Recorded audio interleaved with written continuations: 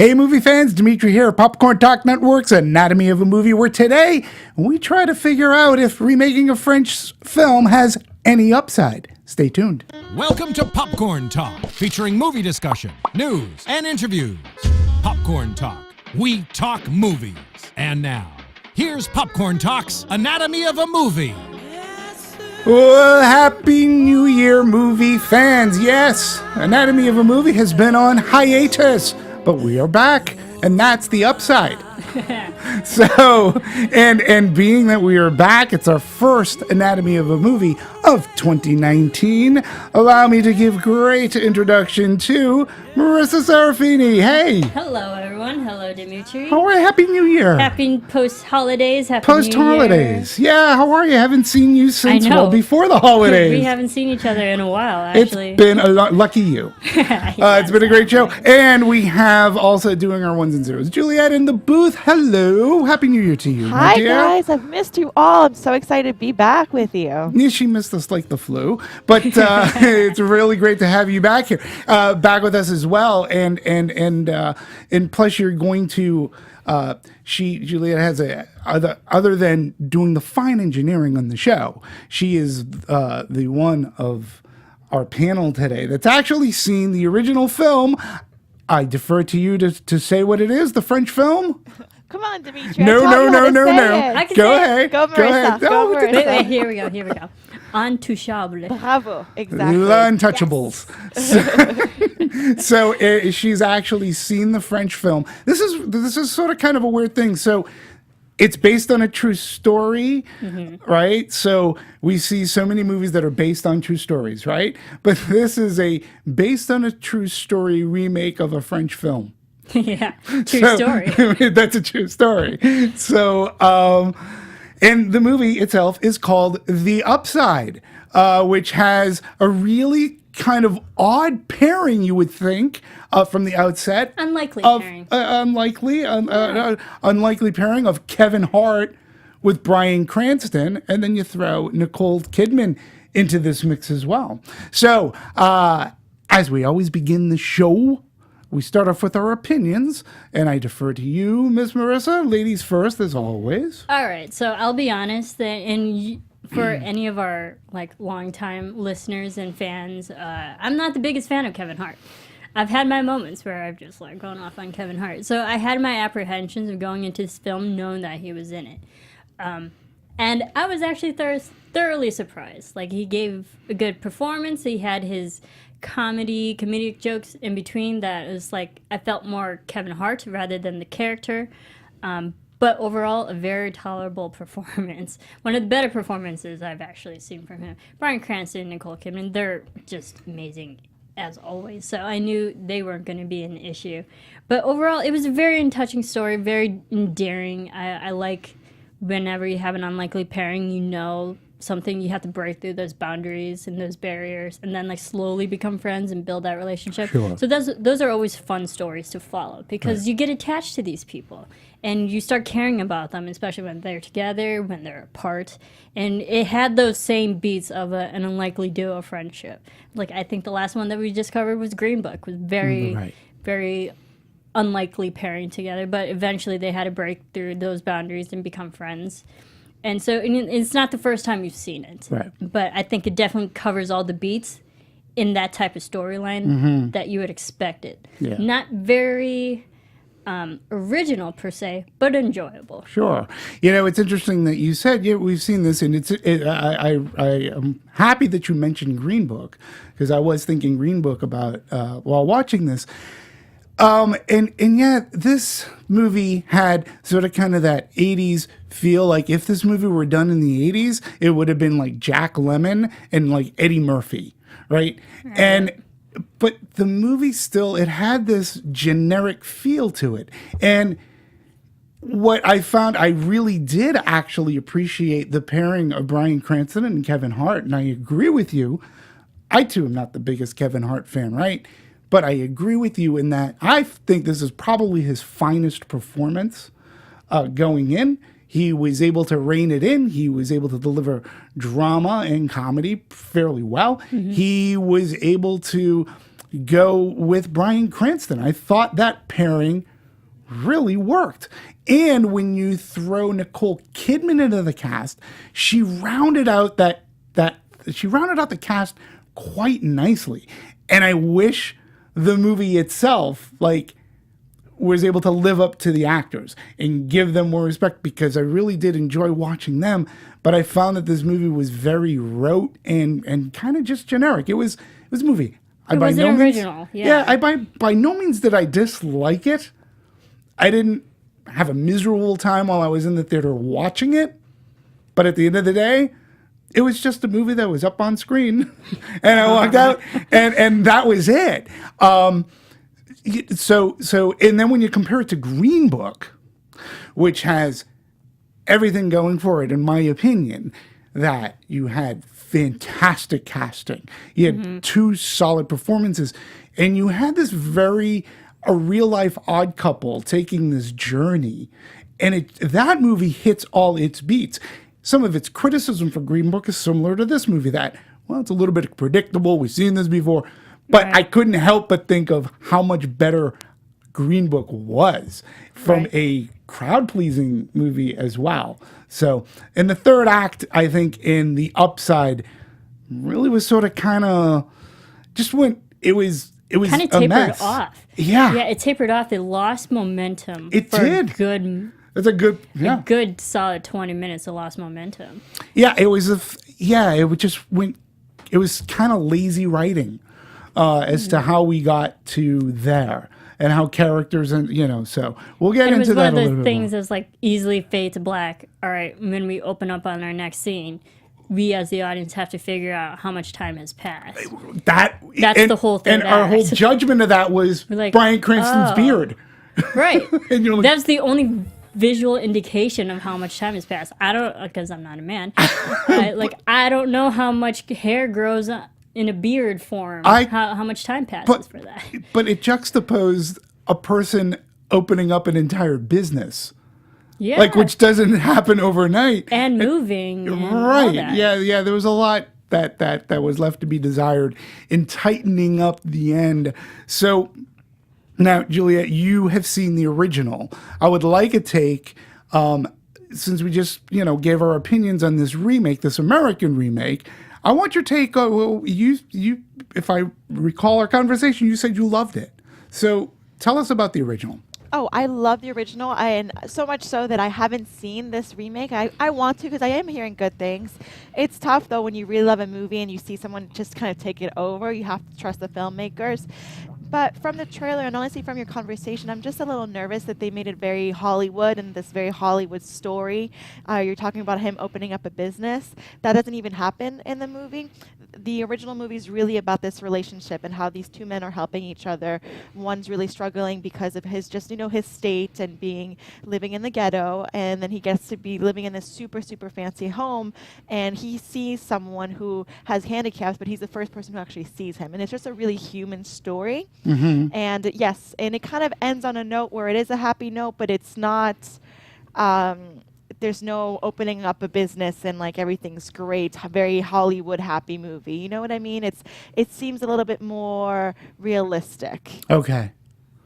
And I do have to say the original, so this was based on a book from a true story. Yes. Even in the French version of the movie, they changed up a few things to make it, again, in a long feature film, which has to happen.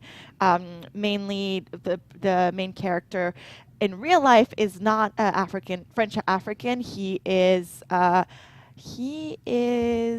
think, Algerian or Moroccan. So that's already that. But here in the American version, they decided to stick with that, and that's why they hired Kevin Hart. So, to each their own. Adapted, is always a hard thing. And Marisa, I'm sure you can speak more on that because she has a show on Popcorn Talk about just adapting movies and books and things of that nature.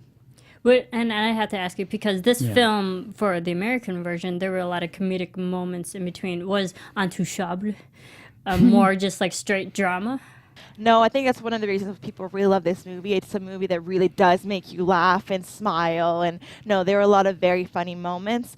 And mainly those funny moments were driven by the main character who just had no filter and was just, everything that he saw kind of just said it out loud. And it was always very funny. And it was also funny to just kind of criticize French society and how there's very rich people and very, poor people. And that's something that we see kind of everywhere. And that was that's driven a lot of the humor. You know what? I'm really glad that you mentioned that too, because I'd seen this movie a few weeks ago. So you bringing up how it tried to put French society through a looking glass. This is one of the aspects of The Upside that I actually thought sort of kind of failed.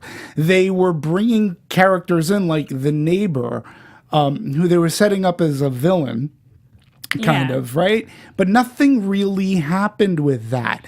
And you thought that they were going to go play this, like, having this African-American man come into this posh, exclusive apartment complex in Manhattan. And you thought that there was going to be some more play there, but nothing really developed. There was a bit of a funny punchline about selling art to that neighbor, but nothing really happened there, even though they set it up for him to be like... It's more so like the neighbor, as big of a douchebag he was, he still succumbed to like Philip and his ability, and still gave in, still gave money. So you're still a fool. Yeah. And you're a douche. Yeah. And so I had hoped that there was maybe, because there were perfect opportunities in The Upside in order to do that and to showcase that high class, low class, middle class kind of schism. And I felt it could have been a smarter script that way. But we never really, don't really get it too much, Juliet, in this American version. However, if you were to see the American version, I don't think you'd walk out being disgusted. No. It's a good way to kill an hour and a half to 2 hours. You'll laugh. It's a 2-hour That's movie. good. That's good to hear. And just again, I haven't seen it, but hearing what you're saying about the neighbor, that's a really funny point in the French version. But it only comes back, I believe, twice. We only meet the neighbor once because he has his car parked outside the entrance, and they just are trying to get the car out. And he was like, "Why is he parked here?" He goes, "Oh, he does that sometimes." And the main character goes out, and he doesn't beat him up, but he roughs him up. He's like, "What does the sign say?" And he holds him super close to the sign. He goes, "No parking, so don't park here again." And it's a really funny exchange, and that's kind of it. So it's funny that they kind of hold on to these characters and maybe develop them a little bit more. Sure. And maybe you saying that falls flat. Sure. I think they're trying to. Sometimes it's hard to translate a joke and translate a culture and how things are funny in one culture and not in the other. So maybe they stuck a little bit too much to that storyline. And I think with the neighbor, as much as a D-bag he was, he did play a part because Dell ultimately got the $50,000. True, he was duped into buying, Dell art. Yeah, and it also kind of shows just the kind of businessman that Philip is. He's so good at selling literally a piece of junk for $50,000. That's why he's so rich, because he can talk people's ears off and convince them to sell something or buy something. Yeah. And I think that really just shows the talent of Philip just as a businessman, and you understand why he was so successful financially. You understand, you do understand through Philip, through his character, through Nicole Kidman, you understand how he became who he is, how he became so rich in making great business decisions. He kind of reminded me of the gentleman that's on the MSNBC show, the guy that goes in and fixes businesses. It's a television series. So the premise of the series is this guy will go in and fix failing businesses. And Philip reminded me of that because he was very, very keen to that and coming up with the idea. And that was part of the relationship that I liked between Dell and Philip, was you got to come up with an idea. Give me some ideas and I'll help you develop them. that are actually like fruitful. Yes. And Successful businesses that can flourish. yes. So, and you can tell that he had a modicum of success being the suite that they had in Manhattan. That was a beautiful apartment, and we can get into the production design on that because it wasn't an apartment, but it was a set, but it was pretty cool. Gorgeous set. It's pretty I would want to gorgeous. live on that set Yeah, because who that wouldn't? set is better than like anybody's regular house. Yeah, yeah. So, but let's talk a little bit about Bryan Cranston. Let's talk about playing the part. Playing the part. This is something that Cranston had really never done, and he took it as a challenge, and it was a hard challenge for him, playing a quadriplegic. And it was said that he's an actor that is physical as well as his vocal, and when you take away a weapon, which is the physical aspect, he can't move. He said he had to learn like how to really communicate better and how to have the rapport with Dell, played by Kevin Hart. He's very well spoken Oh yes, individual. he's very unique, and like you can pick Educated. his voice. Yeah. Likes the opera. Sure, and Cranston Highbrow. himself has. If you had your eyes closed, you can tell who's speaking. So he has a very unique delivery. I thought he did a really good job. I really did. I got every bit of emotion. I liked the fact as to his motivation for picking Dell.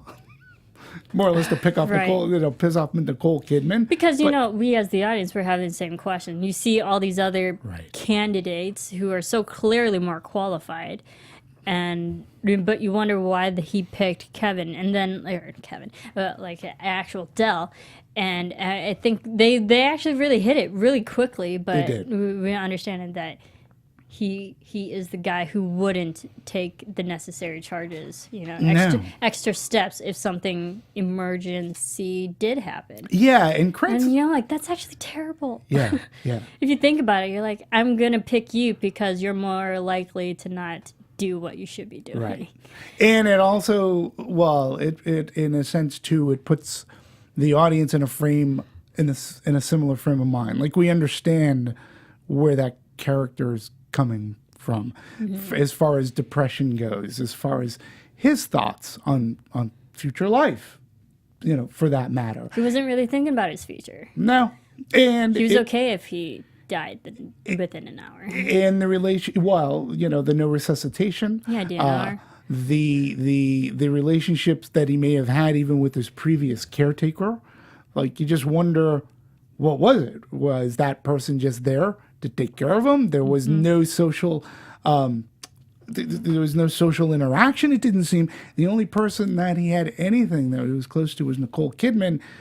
And both those characters sort of shrugged off any kind of relationship where we as the audience We're can like, doubt. there's something there. There's something like, even if they're so in denial, we're like, we wouldn't mind it if you two got together. No. Because it's believable. It's actually very Extremely. believable. I found There's a that mutual too. respect there. There's a mutual good relationship and loyalty that she definitely had towards him even before he was a quadriplegic. So it's like you can tell that they already had a very strong friendship relationship before all this happened. And we just say a maturity. Yeah. As well between the two characters, and they each knew each other. So, so Cranston was really interesting for part of his research. He actually sat and talked to now you can help me out with this, Felipe Pozzo di Borgo. Almost, you got it. It's very close. The actual person in which the story is based. And he talked about the major emotional impact on Cranston as he focused on his on de Borgo's emotional trials, which is very important. Depths of depression. Yeah, which you can understand, right? Yeah, and also I don't know if they talked about this, the phantom pain and just waking up in the middle of Yes. the night and just sweats and just not being able to move your body, and how much that creates anxiety because you go in deep sleep and you forget, and then you're just not in control, and that was a very crucial part of the movie. As a matter of fact, they do touch upon that in this movie.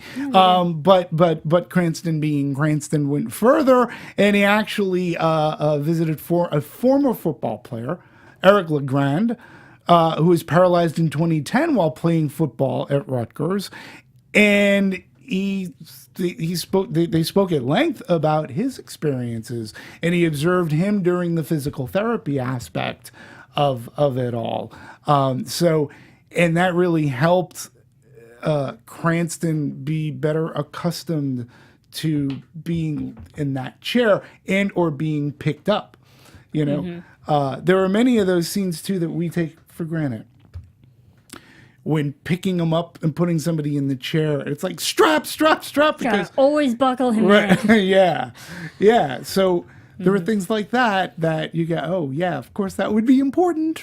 Don't want to fall out of the chair. Just to sit in a chair. Yeah. So what did you think about Cranston's performance in this movie? I thought he was great. I mean, the only really experience that I've had with Bryan Cranston watching him in his work is just really in the films. I haven't watched him, sorry. I did not watch Breaking Bad. I was not one of those people. Or Malcolm in the Middle. So I really only have seen him in films. And I think he's a very solid actor. And I've seen other actors who aren't paralyzed but had to play characters that are. And they always say it is a physical struggle. And Bryan Cranston said his approach was that at first he had a lot of anxiety because he got too tense because he was consciously like trying to not stop his body. Right. And then he realized like the better approach was to actually be more Zen-like. Right. So he went the opposite approach and then realized he can only use his head. And that Right. it relaxed his body to the point where he wasn't moving. And that type of You relaxation. know- And it was very believable. Well, I'm glad you mentioned the relaxed because his performance seemed relaxed. Using his facial features, doing what he did, it didn't seem, well, number one, it seemed as if you were playing a man that had been in that wheelchair for some time. Right?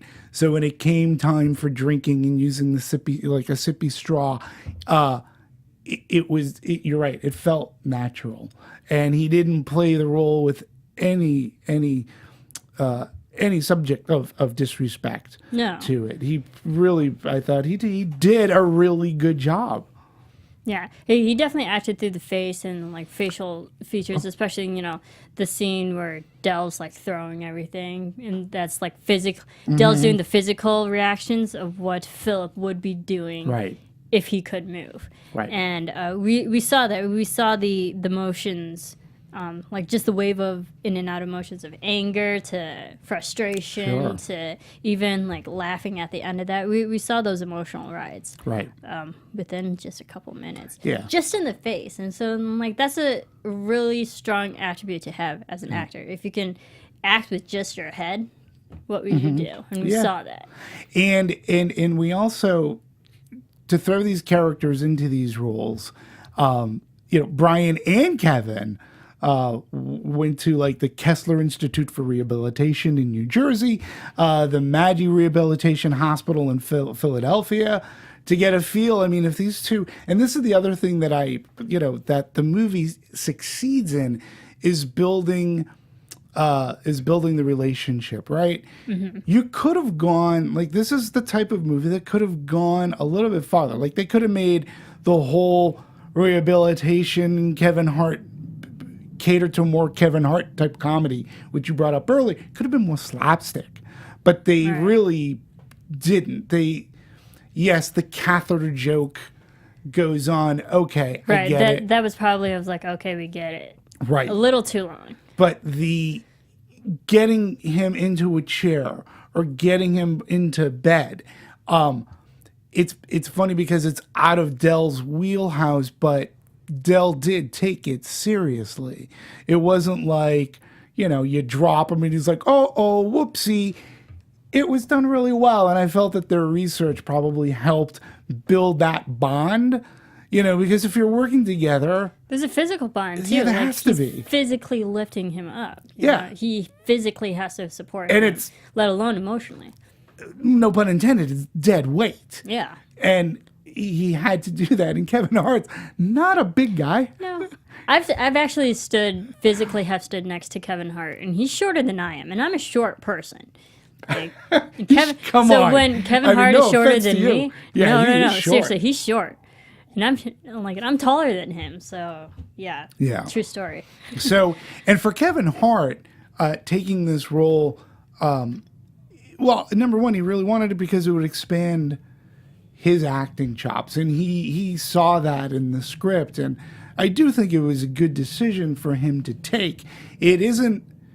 Well, it's not like any other performance that we've seen Kevin Hart in. It's, he just recently came out with in Night School, which is more of his comedic kind of comedy movie. In this Didn't see movie, that. he's, he has to play in the dramatic. And I guess going into it too, you just sort of kind of wonder, can he pull it off? And I think for this movie, he did. Yeah. did. And see, and that's the thing. Like, I feel Kevin Hart's usual performances is over the top. Sure. It's over the top, and I think it's a compensation to kind of like have a bigger personality than his physical self. Right. Like, and I definitely get that. And so what I actually enjoyed about his performance is like it was dialed back to a point where it was tolerable. You like no one's gonna get annoyed by you in the first 10 minutes, Right. Because his act is over in 10 minutes. And you're like, okay, laugh here, laugh there, got it, done, move on.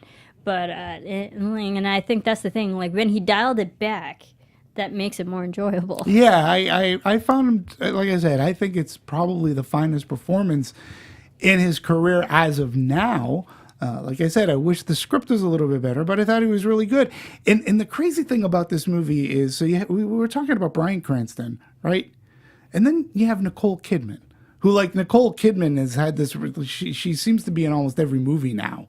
But she was in every movie 10 years ago as well. Yeah. Like Nicole Kidman is literally one of the top actresses to this day. To the day, right. And so Nicole Kidman, Bryan Cranston, and then you're throwing in Kevin Hart. It's like, how's this trio going to work?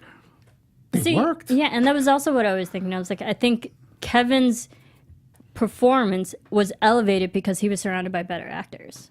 It's kind of like when you have to play tennis with pros, Right. you like, or anybody, whatever metaphor you want to use. When you're thrown in with people who are better at acting than you are, you have to kind of like rise to that, Right. to that level. And I think that's what Bryan Cranston won so many Emmys.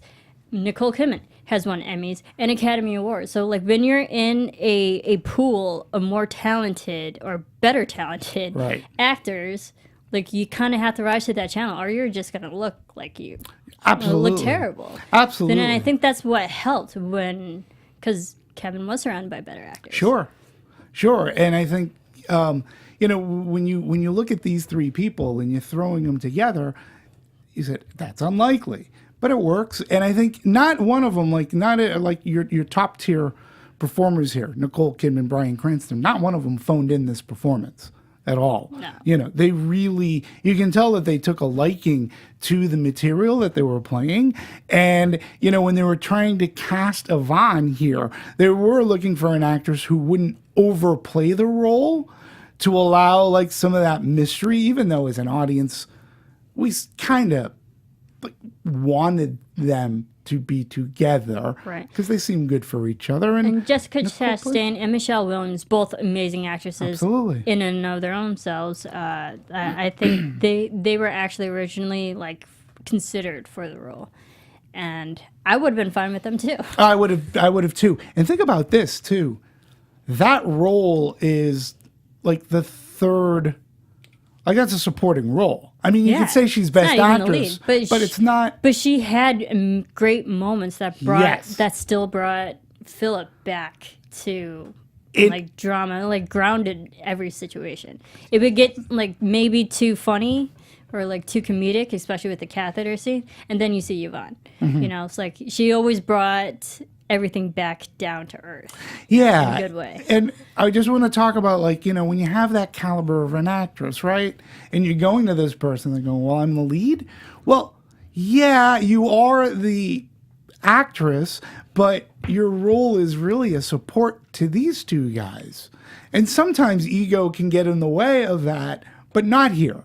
Not here at all. with Nicole. And she played really well with the boys. One of my favorite scenes, I think, with Nicole Kidman was at the party when Dell convinced her get up and dance. You know, I thought, and that was like an ice-breaking moment for those two characters too. I really believe. But it was a nice scene. It definitely was a nice scene and a nice moment for her character, because throughout the entire film, she's the serious one. And Right. like someone has to be, and I totally get it.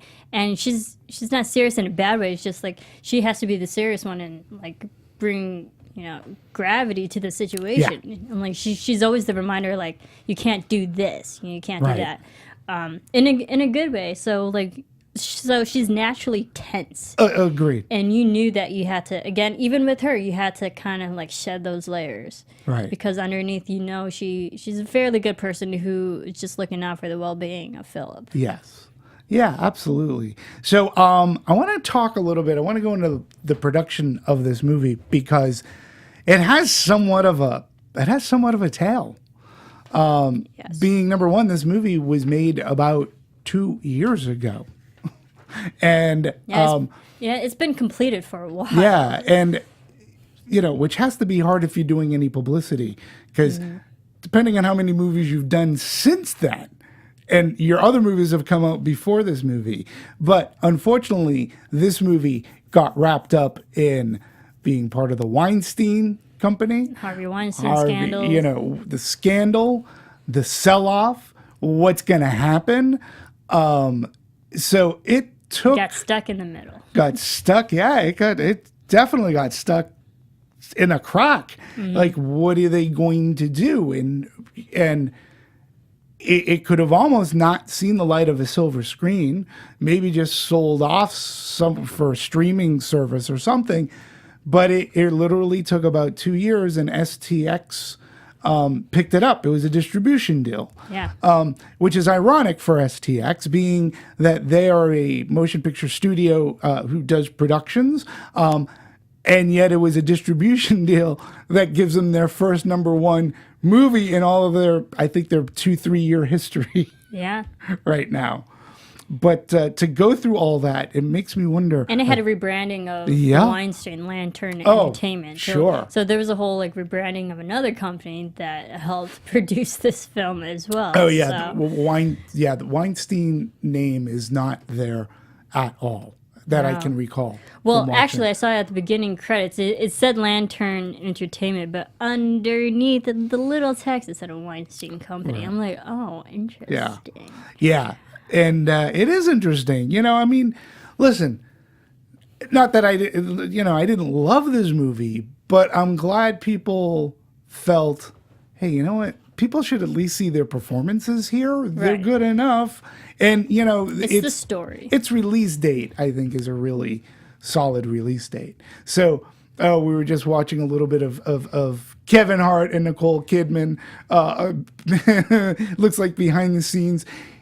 You could tell that this cast They had a enjoyed being good time. with each other. And Bryan Cranston even said about Nicole Kidman in between takes and stuff, you would expect, because she's such a high caliber actress, that she would like stay in her roles. And it's like, no, she was she was joking around. She was, you know, having funny moments with the cast, and she was sweet and like all these moments where she was just like a really nice person offset. I was like, yes, Yeah. that's Nicole Kidman. Yeah, it I did love look like her. they bonded together really well. Yeah. So that you felt that after they said cut, there was still good relationship there, that they all respected one another. Yeah, You know, they had so fun. which is really, really interesting. So yeah, it took about 2 years for this movie to make it to the American big screen. So which I found very fascinating, and that's what happens when there's scandal in Hollywood. Unfortunately, some product. It makes me wonder, what other product are we not getting? Like, could there be another I gem? feel there's probably at least 5 to 10 more Weinstein Could be. films probably shelved right now. Yeah, that they had to like try to sell off. So what is there anything that you'd like to add regarding production wise before we go into a little production design wise? Yeah, I was gonna just go with the production design. Sure. But the last thing about the production was just this, because you said it's been done for a while now. It actually had its world premiere at the Toronto International Film Festival, so TIFF, back in September 2017. So a year and a half has already passed. Yep. And like even before that, it was fully completed before I even did the festival Sure. circuit. Yeah. So that's a lot of time in film. It is. A lot of It's a time lot in of time on a shelf, Right. you know. And I think even at that time, like Nicole Kidman wasn't as big in television yet. True. Because Big Little Lies like just came out a couple months after that. Yep. And then she got the recognition for the television screen as well. I mean, she was already an Academy Award winner, you know, through and through. But now she's getting like the Emmy Awards for Big Little Lies. Yeah. I mean, she can do everything. So Yeah, she's definitely having a wonderful renaissance of a career by being television, film. She was in Aquaman, which is like one of the highest grossing movies, especially for DC, all over the world. yeah, she's actually in The Upside. She She's in just broke Destroyer. a record actually, or like she just set another record or equal record really, where she's the only actress to be in the same film that's number 1 and 2 in America. So for national, with Aquaman and The Upside. And then The Upside. And the only other actress to do that is Jessica Chastain. Ha! Yeah, for Mama and Zero Dark 30. Oh, wow. Mama. Yeah. Mama And- Lucian. But also Jessica Chastain was in consideration for this role. So. I actually I love Jessica Chastain too. But I can't see, after watching this, I can't see any other actor playing Nicole Kidman, playing No, Yvonne. I think she did it just Yeah, I can't. Yeah, I really. Yeah, believable. You So- guys earlier were mentioning Weinstein movies that are being shelved currently. Yes. There's quite a few. There's one, The Current War, which is a historical drama starring Benedict Cumberbatch. Yep. Who plays Thomas Edison. And it was previously Oh, being pushed yeah. as an Oscar contender. I heard about Because it was at the Toronto International Film Right. Festival. That's being shelved for now. Mary Magdalene is a religious drama that's being shelved for now as well. And then The Upside, but that obviously just premiered. So there's still hope because The Upside was part of that list of movies. So it's not lost, but there's definitely some movies that they don't know what to do with. They don't have enough funding to distribute because there's a lot of rebranding that goes, as you guys mentioned. Right. So yeah, it's crazy to think that there's so many movies that so many cast and crews have been paid so much time, so much energy. There's finished product out there that just is not being seen to the public, which is very crazy. It is. Thank and- you for that. Yeah, I appreciate your research on that. And to your point, it they're just awaiting a sale. It's a waiting game. Getting another distributor to pick it up. Paddington 2 was caught in that crossfire and a ended great up film. being sold to Warner Brothers. But at the time, everything happened so fast that, no disrespect, but Warner Brothers just released it. So there wasn't that much fanfare. As good as a movie as it is, it didn't do as well as it probably should have. Where with The Upside, when you look at the marketing strategy on this, they really did put together a good package for marketing. They had a good trailer. They had a decent poster, a theatrical poster.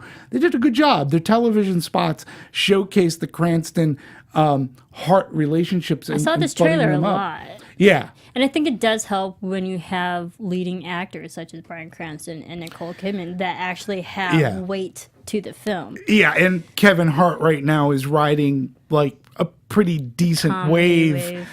Where he crosses over, whether he's in Jumanji or whether he's in a movie with The Rock or whether he's in Night School with Tiffany Haddish, and now you pair him with Bryan Cranston. That opens up a whole door. I know when I saw this movie, and again, it was a couple of weeks ago, I went on a Thursday preview night. It was more crowded than I thought it was going to be. And people generally, they seem to tend to really like, enjoy the movie. Right, and this is sorry, Marisa. Do you no, think go. this whole scandal with the Oscars is going to really be an issue when it comes to viewership with this movie because of the whole Kevin Hart issues? No, it Yeah. didn't seem to. I mean, it didn't seem to be because it was number one. It was number one at the box office, and that scandal, it didn't really seem to hinder. Look, if it were a more of a mainstream, like really catering to the African American audience, like, look, he just had Night School, which did pretty well. So this wasn't Night School, and I think you got a really, not only did you get a crossover between like white African American, but I think it skewed a little older. You weren't getting Yeah. a younger audience to go see The Upside as much. So I think it did well. Right, and also for the Academy Awards, it's not going to get nominated for anything for Academy Awards.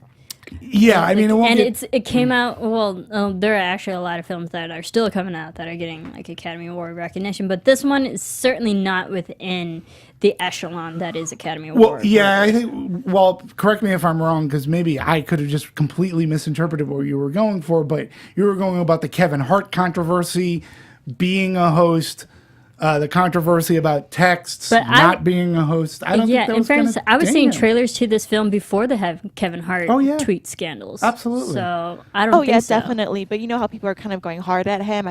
I'm wondering if you have any insight on whether or not this is going to affect people going to the movie theaters, because some people are very upset with him. I don't know if rightfully so or not. I don't know where anyone stands on the panel about this issue, but I mean, I think it's worth bringing up. Yeah, Right, I don't I've think made it my does. bones about how much I dislike Kevin Hart. Go watch our Pets review. Oh, have. God, that was awful. It was painful, really. So, like I personally don't like him as an actor, and I've clearly said it. But I am definitely open and willing to tell people go see The Upside because he's actually fairly decent in this film. Well, since you brought it up, let's take a look. Let's take a look at the grosses for this. Let's go there for a second. So it's opening weekend, going on just over 3,000 locations. It opened up at number one. Now, it was really interesting because going into this, everybody really was thinking that Aquaman was going to reclaim the top spot yet again.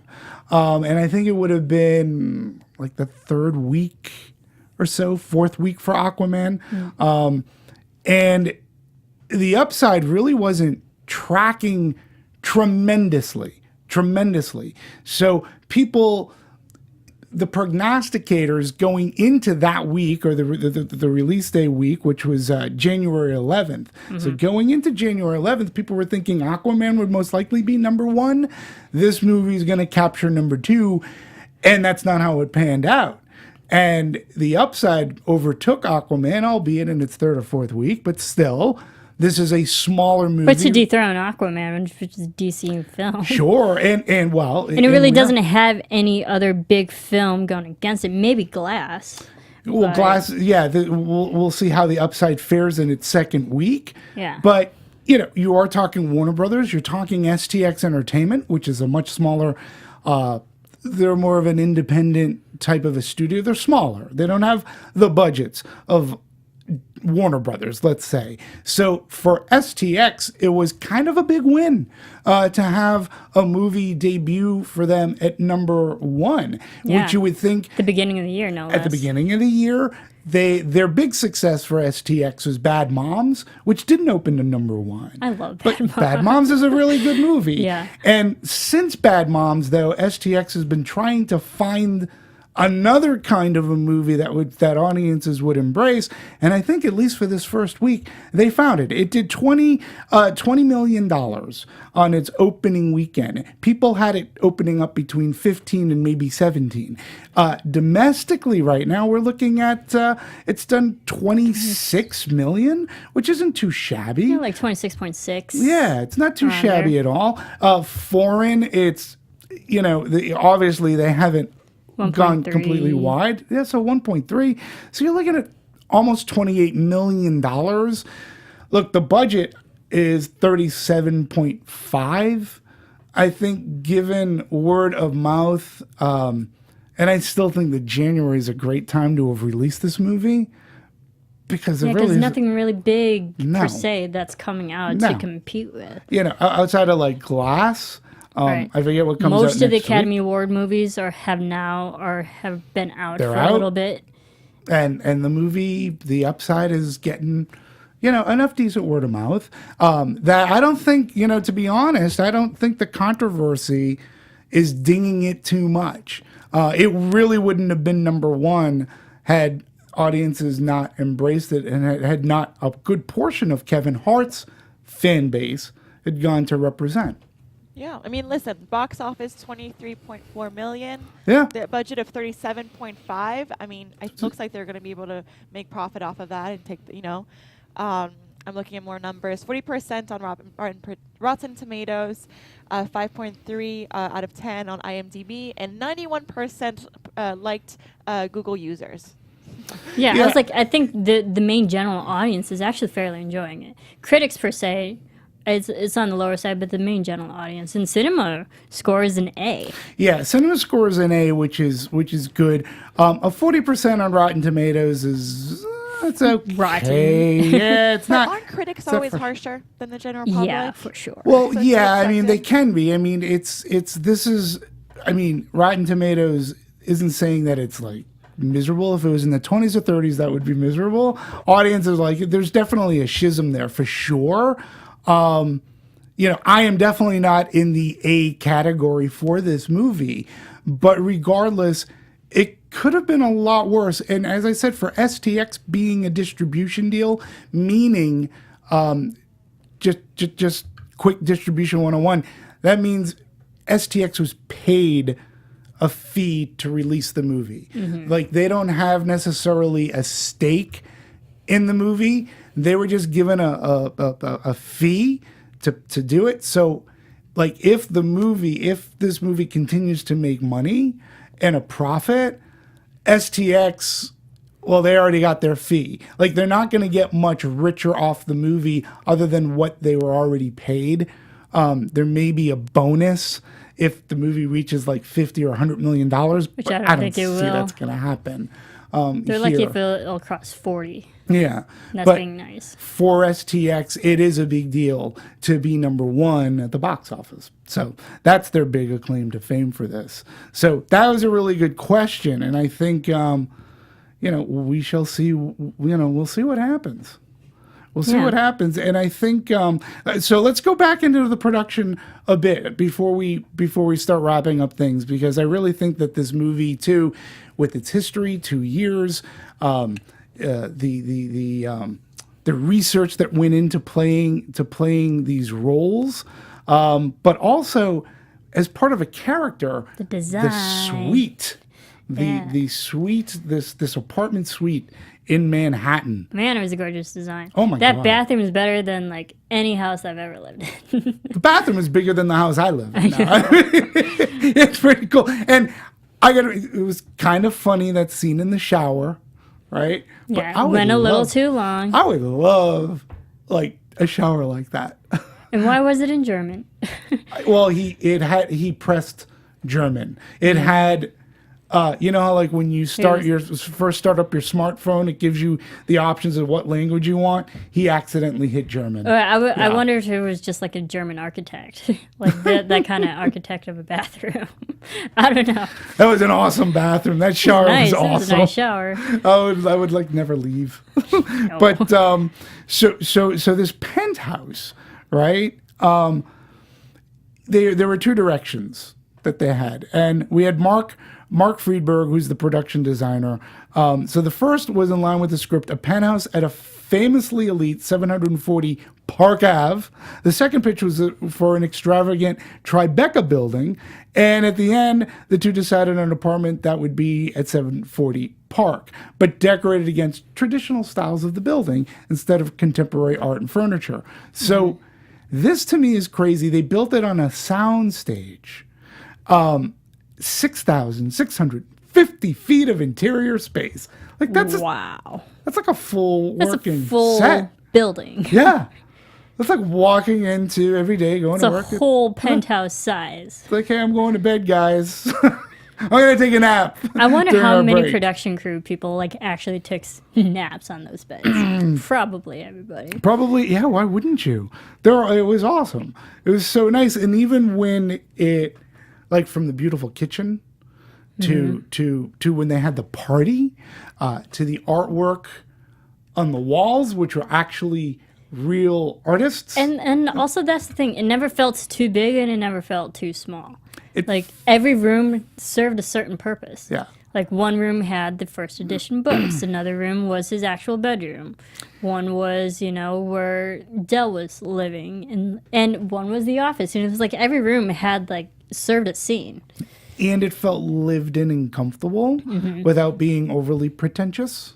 Right. I mean, Like we've seen in films and television shows when we go into rich people's penthouses and whatnot, it feels too rich. Like it's too lavish that no one could ever afford it or let alone breathe the air in it and step in it. But this one felt like there was personality to it. and it was Philip's personality. Right. And Philip never, like, even if he had his faculties, Philip didn't seem to be a gentleman who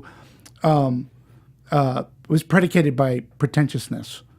He, as rich as he was, he knows business and he can talk business and art and opera. But he seemed to be, like, if he could talk to a gentleman like Del and learn he's got a common ground with people. And the apartment, the way they designed it, seemed to mirror that personality aspect of Phil. I felt. Absolutely. It's comfortable. It's And really cool. and just the color scheme too. Some rooms were more sterile, Sure. blue and gray, and with maybe a splash of red with Sure. the mobile.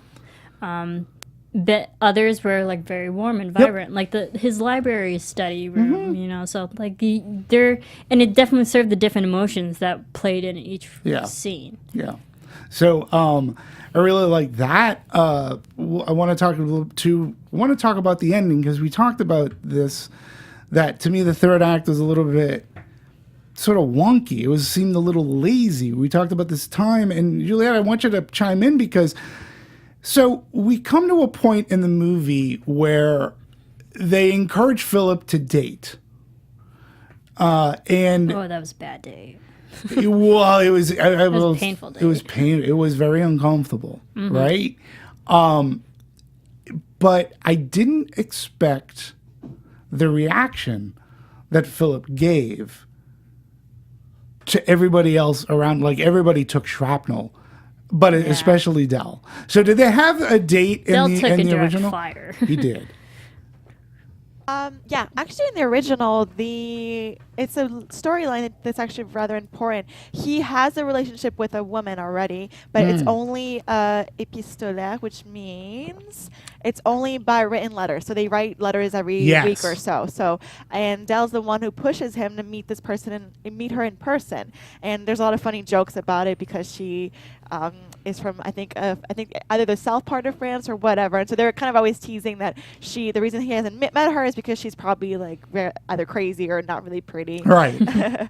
And there's actually I don't want to spoil it too much, but he's pushing him to Well, meet you her. can. Okay. Because, the movie's been out. Well, that movie's been out for a while. This movie's been out for 2 weeks. Okay. So we are very spoiler rich. So don't worry. Okay. And we'll compare notes. Yeah, we can.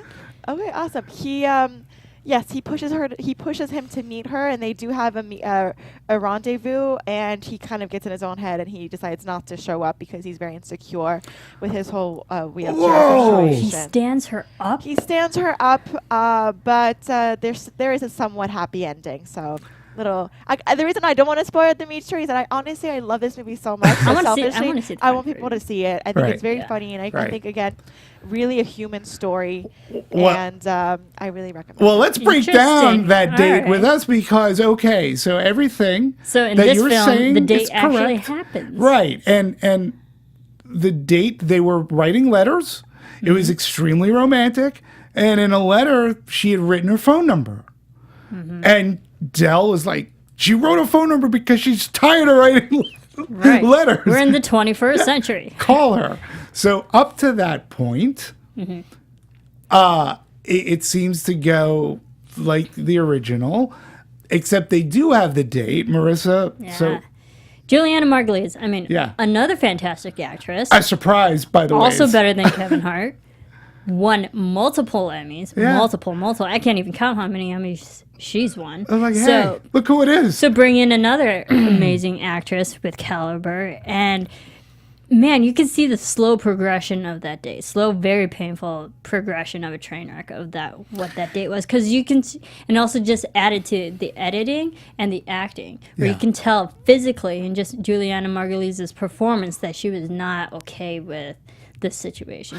She knew, like the audience knew that she was not a person that would have the patience to deal with Philip's situation. And you feel bad, No. but that also doesn't make her a bad person either. No, but in the way I took it though is like the date that happens in this movie, like it started off really well.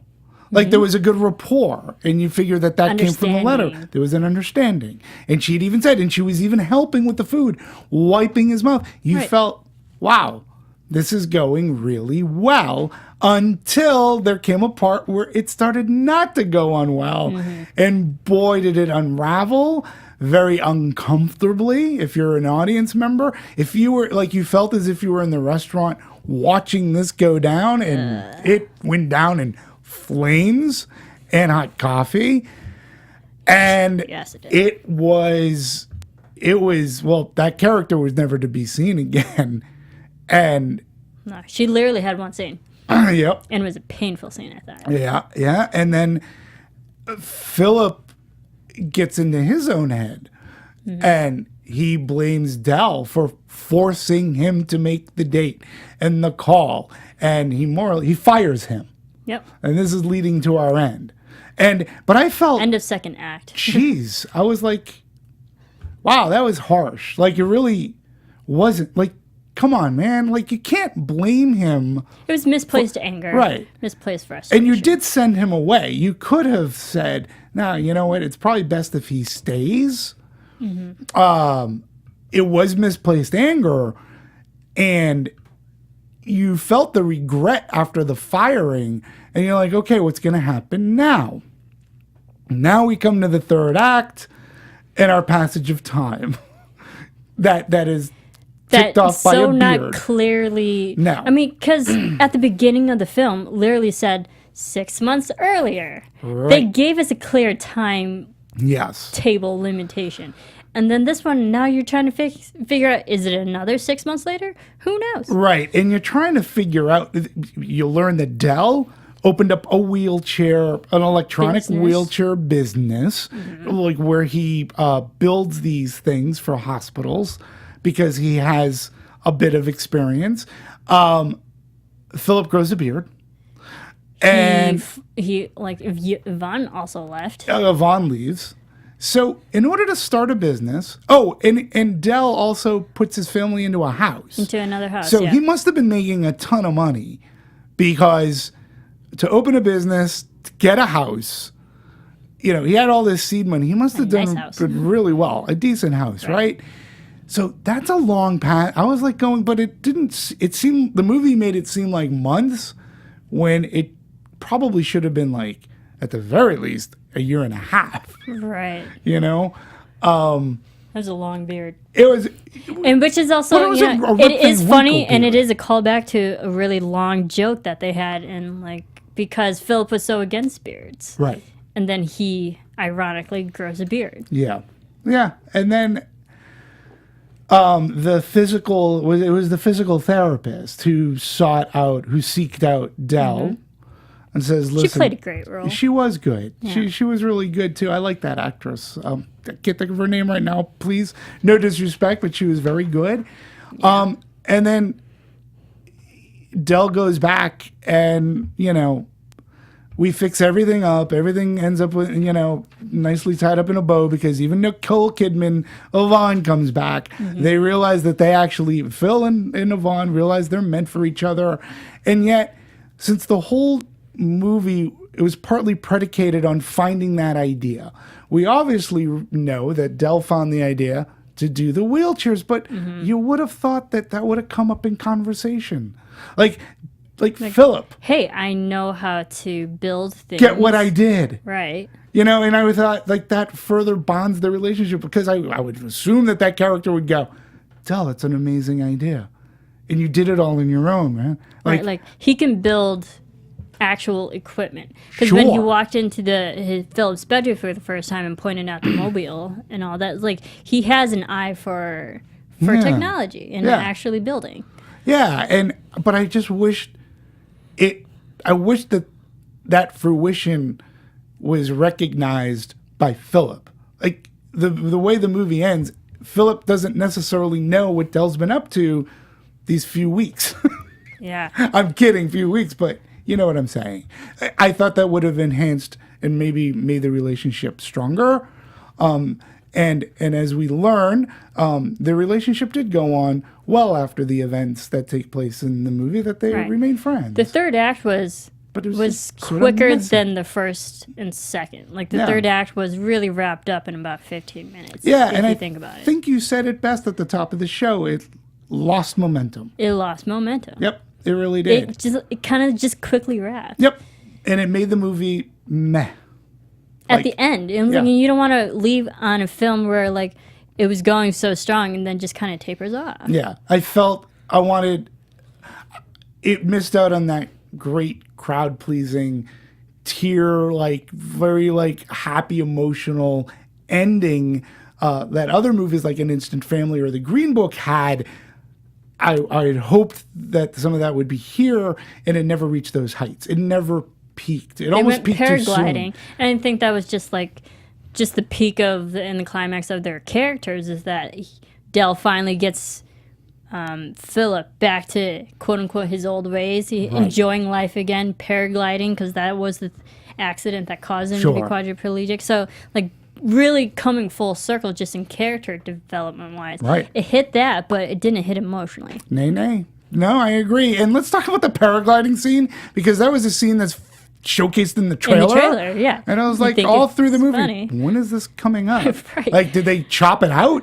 Because it When we got to literally the- shows up Right. at the end of the movie. When we got to the scene, I was like, oh yeah, I did see this in the trailer. Right. That's right. So, I had a conscious moment. I was like, oh yeah, here it is. yeah. Well, now that we've talked about the end of this movie, the middle, and the beginning, and we've talked about the original, I think it's time for us to wrap up. Yeah. I mean, how much more We're gonna upside glide can we outta talk- here. Yeah, we're going to glide up here. Maybe. We're going to leave on an upside.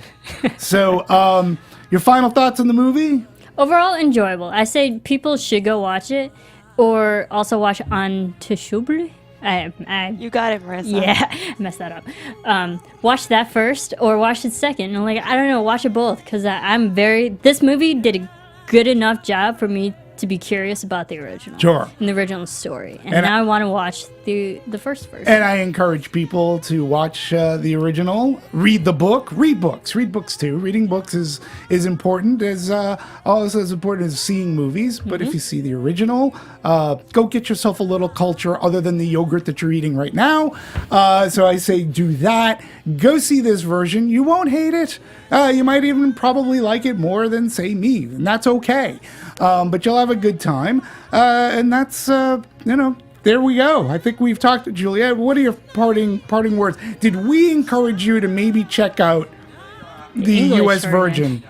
Yeah, I think I will. I think you guys did a good job. I'm curious now, so I'm going to go watch it. And you know what? You can't make up your mind until you see something. This is so true. I definitely need to go see it for myself. I have one last question for you Yes. guys, just because I was looking at some numbers here.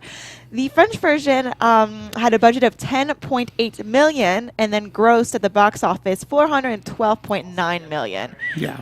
That's pretty big, if you ask It's- me. Are we it's thinking the same thing for the American Not version? even Heck, close. no. No, and They're I lucky if they cross 40. And I think part of the reason for choosing to remake that movie is because of its international appeal. It was, I believe, France's highest grossing movie.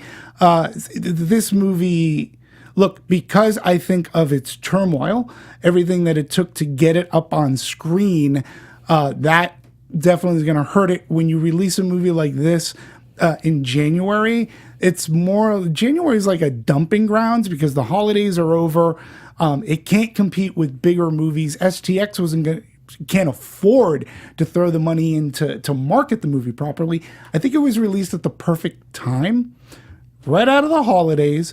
It's still crowd Families pleasing. can enjoy this. Sure. Yeah. And it's not offensive. I mean, it's just this is a very vanilla movie that shouldn't offend anybody, and people will walk out going, yeah, it was good. Right. You can bring teenagers to Yeah. this film. Maybe not kids. There was a kid sitting next to me. I was like, dude, you are too young to be watching this film. Yeah, I just think that it's not even going to come close to those grosses. But as I said earlier, I think STX is thumping their chest. They had a #1 picture. So, they continue to have a slate for the rest of the year. I think the upside will do really well in home entertainment and streaming and digital. So it'll have a life, but not As the nearly life well as that it had. Untouchable. No. So good question, though, and good research on that. Sometimes they work, sometimes they don't. I don't think this was. And also, this one doesn't feel original. No, it doesn't. The French one did. I'd imagine when the French one came out in 2011, that's a whole nother generation ago. Sure. So when that came out, that felt original. Yeah. Even from then, there was another movie this reminded me of, You're Not You. Right. Which is Hilary Swank and Emmy Rossum. Sure. Another story about a paraplegic, but only because she was suffering from ALS. But it's a relationship story of two unlikely pairing. Yeah.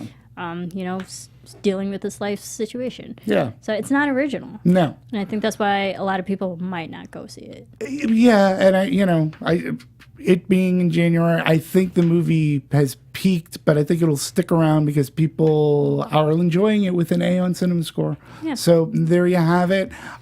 Hey, stay tuned for more Anatomy of a Movies. A movie that nobody's talking about opened up this weekend called this little movie called Glass. Which is a sequel to a trilogy.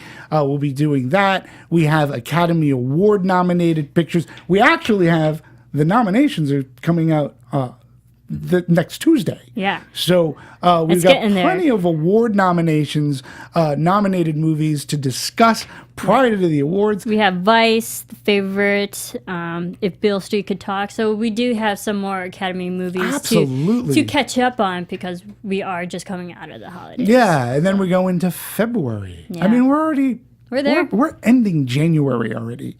It's the first time I've seen you. I know. So, Crazy. Well, in any case, folks, please, thank you for listening. Thank you for tuning us in. If you like this show, we've got a whole library of show. We are your movie-going companion. So check us out. If a movie's on Blu-ray and streaming 9 out of 10 times, we've done a show for it. Check us out. Watch the movie. Watch Anatomy of a Movie. Tell us what you think. We love to hear your comments. Marisa, where can people find you? Everyone can follow me at Serafini TV. And I'm on the Twitters at DMovies1701. We look forward to seeing you next week. Have a great time at the movies, folks. Bye. From producers Maria Menounos, Kevin Undergaro, Phil Svitek, and the entire Popcorn Talk Network, we would like to thank you for tuning in. For questions or comments, be sure to visit popcorntalk.com. I'm Sir Richard Wentworth, and this has been a presentation of the Popcorn Talk Network. The views expressed herein are those of the hosts only and do not necessarily reflect the views of its owners or principals.